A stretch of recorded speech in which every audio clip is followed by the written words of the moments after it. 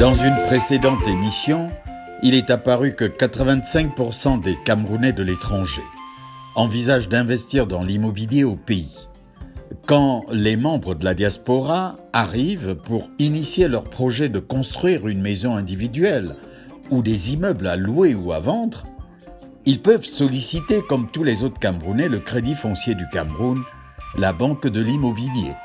Mais la collaboration entre les deux entités peut se révéler ardue car le Crédit foncier manque d'informations crédibles sur ses clients particuliers.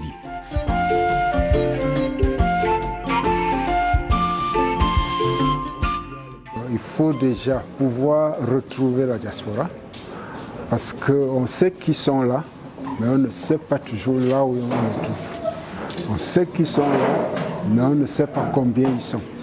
Et toutes ces informations, on en a besoin pour véritablement mettre en place des produits qui permettent d'aller les pêcher là où ils se trouvent et les amener aussi au pays.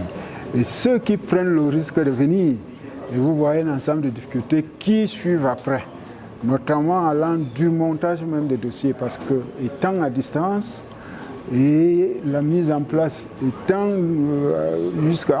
jusqu'au suivi même du projet, toutes ces difficultés, nous essayons de les canaliser de sorte qu'on puisse aider la diaspora. Mais l'éloignement ne joue pas toujours en faveur.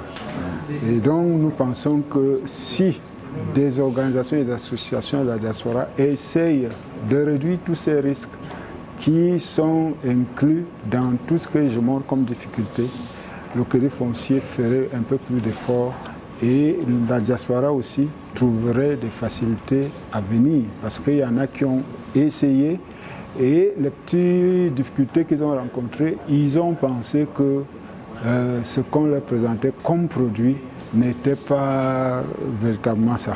Alors qu'en réalité, la problématique était profonde. Et il fallait simplement essayer de trouver ensemble des contournements qui permettent de les accompagner sans pour autant fragiliser la banque aussi. Pour M. Mani, le Crédit foncier du Cameroun est l'une des institutions camerounaises qui collabore le plus avec la diaspora. Mais en raison des difficultés rencontrées avec cette clientèle particulière, la part des crédits qui lui a été accordée jusqu'ici par le Crédit foncier représente à peine 7% de la masse totale. Pourtant, le Crédit foncier a des idées sur les produits spécifiques capables de séduire les Camerounais de l'étranger. Nous sommes en train de réfléchir sur un produit spécial diaspora. Mais on ne peut finaliser ce produit que si nous avons des études affinées qui permettent de connaître exactement d'abord ce qui est diaspora, qui ne l'est pas, quels sont leurs réels besoins et comment réduire les risques que nous rencontrons. Et ça, c'est d'un côté. De l'autre côté, on ne croise pas les bras. Je vous ai dit, on a des représentants un peu partout. Et donc, aujourd'hui, on a certains qui se sont lancés dans la promotion immobilière. C'est-à-dire, ils ne se contentent plus de venir prendre un prêt, deux prêts, un peu assis par là. Ils se contentent maintenant de faire des programmes pour la diaspora.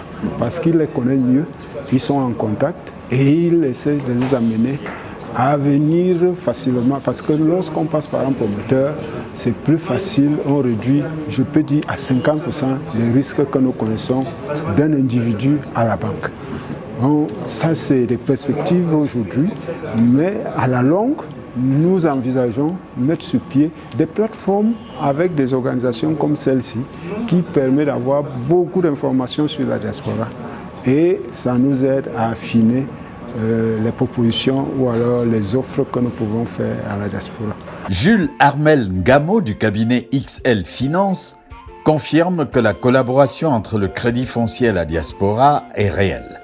Son cabinet assiste des membres de la diaspora dans le déploiement de leurs investissements et il témoigne travailler en ce moment sur plusieurs de ces projets financés par le Crédit foncier.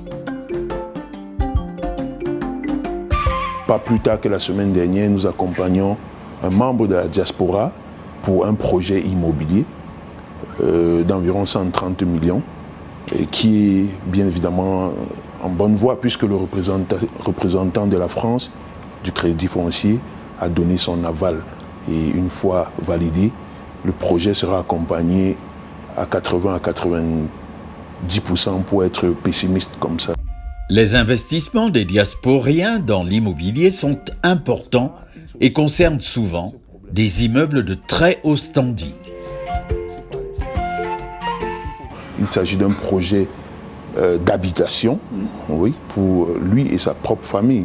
Donc c'est pour dire que ce n'est pas, quand on dit membre de le projet XN Invest est destiné aux membres de la diaspora, ce n'est pas seulement pour les personnes morales, mais également physiques, comme c'est le cas. Donc dans le cas d'espèce, il s'agit d'un projet d'habitation qui doit être financé pour que ce membre de la diaspora, pour que ce compatriote puisse avoir, n'est-ce pas, un pied dans son pays de... C'est un investissement important quand même, hein, 130 millions pour... 130 millions, il faut préciser que c'est le montant du financement et donc le projet global est d'environ, puisque si on prend le terrain plus quand même ce qu'il a déjà, le gros œuvre qui a été fait, on est quand même dans l'ordre de 150 millions, donc le projet en lui-même tourne les 280 millions. Le Crédit Foncier du Cameroun est engagé à travailler avec la diaspora camerounaise en veillant particulièrement au suivi des investissements, la sécurisation juridique du foncier et des prêts, le retour des fonds prêtés, etc. En contrepartie, le Crédit Foncier aimerait bien qu'un mécanisme soit trouvé d'accord parties pour que les Camerounais de l'étranger puissent eux aussi participer par une contribution assimilable à un impôt ou une taxe à l'effort de solidarité nationale qui permet à l'institution de réunir des fonds qui sont l'objet de prêts à tous les Camerounais, quel que soit leur lieu de résidence. À cette contribution, nous avons le regret de constater que la diaspora échappe totalement à cette contribution-là.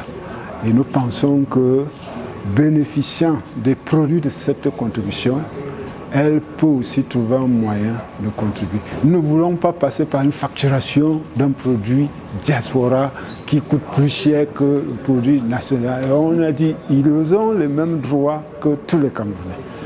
Et même avec une capacité plus forte.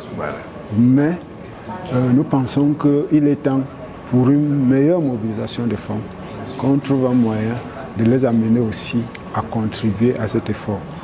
Et ça permettrait au Crédit Foncier de disposer de suffisamment de ressources pour satisfaire tout le monde. La Cameroon Diaspora Financial Solutions, qui a organisé un forum récemment à Yaoundé, a comparé les investissements de la diaspora du Cameroun et du Sénégal dans leurs pays d'origine respectifs. Il en ressort que la diaspora sénégalaise fait entrer dans son pays 1500 milliards de dollars US par an, alors que celle du Cameroun ne fait qu'entrer 500 milliards de dollars, soit 3 fois moins. Explication. Si la diaspora sénégalaise fait entrer autant d'argent dans son pays, c'est simplement parce que l'État du Sénégal a créé des facilités permettant à sa diaspora de mieux investir dans son pays, ce qui n'est pas le cas au Cameroun.